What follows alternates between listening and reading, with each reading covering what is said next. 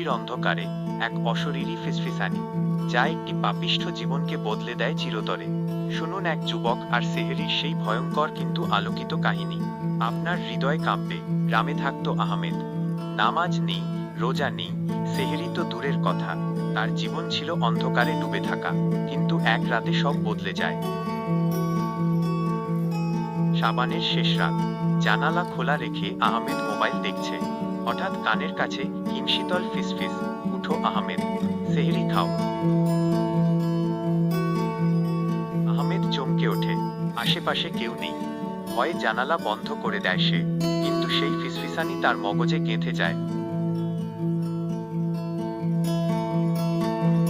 পরের রাতেও একই ঘটনা। ঠিক সেহরির সময় আওয়াজ আসে, নামাজ পড়ো, সেহরি নাও।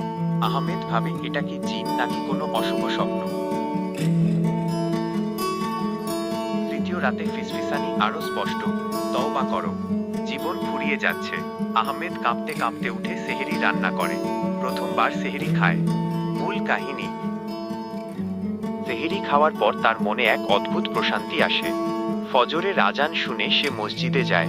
ফিসফিসানি আবার বলে, কুরআন পড়ো। গ্রামে গুজব ছড়িয়ে পড়ে। সবাই বলে আহমেদের ওপর জিনের আসর হয়েছে। আহমেদ গ্রামের বড় আলেমের কাছে যায়। আলেম বলেন, এটা রহমতের ফেরেশতাও হতে পারে। আহমেদ ঘরে ফিরে সূরা ইয়াসিন তিলাওয়াত শুরু করে। ফিসফিসানি বলে, তোমার গুনাহ মাফ হচ্ছে। তার পরিবারও তার সাথে নামাজে যোগ দেয়। একদিন রাতে ফিসফিসানি সাবধান করে, সতর্ক হও, শয়তান আসছে। স্বপ্নে এক কালো ছায়া আহমেদকে তাড়া করে। আহমেদ ভয়ে ঘামতে থাকে।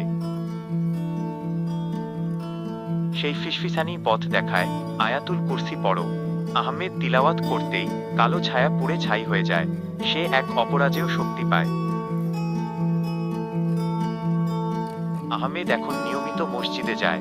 এলাকার বখাটে যুবকরা তার পরিবর্তন দেখে অবাক। সে সবাইকে সেহরির বরকত সম্পর্কে বলতে শুরু করে। রমজান মাস সমাগত। ফিসফিসানি এবার উৎসাহ দেয়, নফল রোজা রেখে নিজেকে তৈরি করো।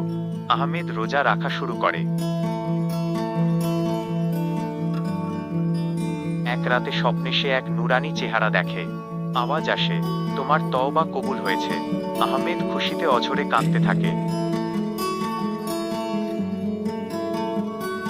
আহমেদের উছিলায় পুরো গ্রামে এক আধ্যাত্মিক জাগরণ ঘটে। মানুষ দলে দলে সেহরি করতে ওঠে। পুরো গ্রামে এক স্বর্গীয় শান্তি নেমে আসে। শয়তান শেষ চেষ্টা করে। এক ঝড়ের রাতে আহমেদকে ইবাদত থেকে দূরে সরাতে চায়। ফিসফিসানি সাহস দেয়, ধৈর্য ধরো, আল্লাহ সাথে আছেন। আহমেদ সিজদায় পড়ে কান্নাকাটি করে। হঠাৎ ঝড় থেমে যায়। আকাশ পরিষ্কার হয়ে চাঁদ ওঠে। ঈমানের জয় হয়।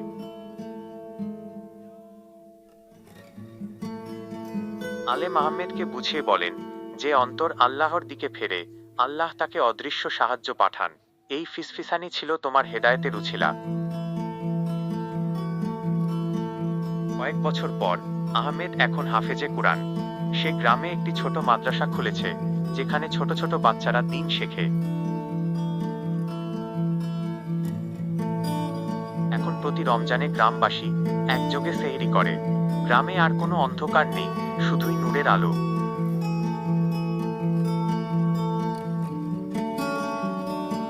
এই কাহিনী আমাদের শেখায়, সেহরি শুধু খাওয়ার সময় নয়, এটি আল্লাহর নৈকট্য লাভের শ্রেষ্ঠ সময়।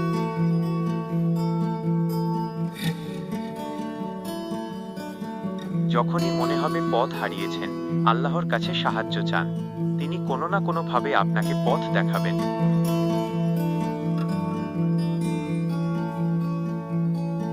শয়তানের কুমন্ত্রণা থেকে বাঁচতে জিকির আর কুরআন তিলাওয়াতই একমাত্র ঢাল।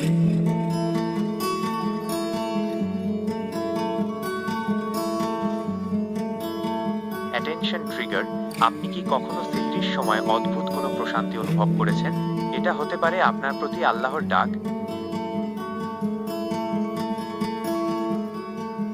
দেরি না করে আজই তওবা করুন।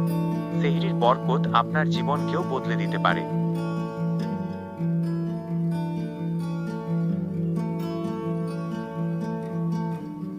সত্য ঘটনাটি আপনার প্রিয়জনদের সাথে শেয়ার করুন। হতে পারে আপনার একটি শেয়ারে কারো জীবন বদলে যাবে।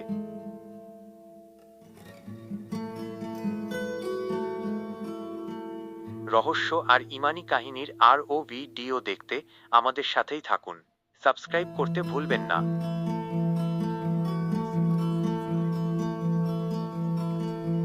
কমেন্টে জানান আপনার জীবনের এমন কোনো অলৌকিক অভিজ্ঞতা আছে কি না। আমরা আপনার গল্প শুনতে চাই।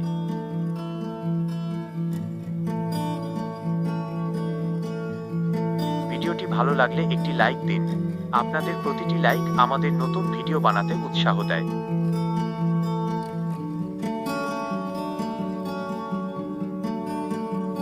আল্লাহ আমাদের সবাইকে হেদায়েত দান করুন এবং সেহরির বরকত নসিব করুন। জাযাকাল্লাহু খাইরান।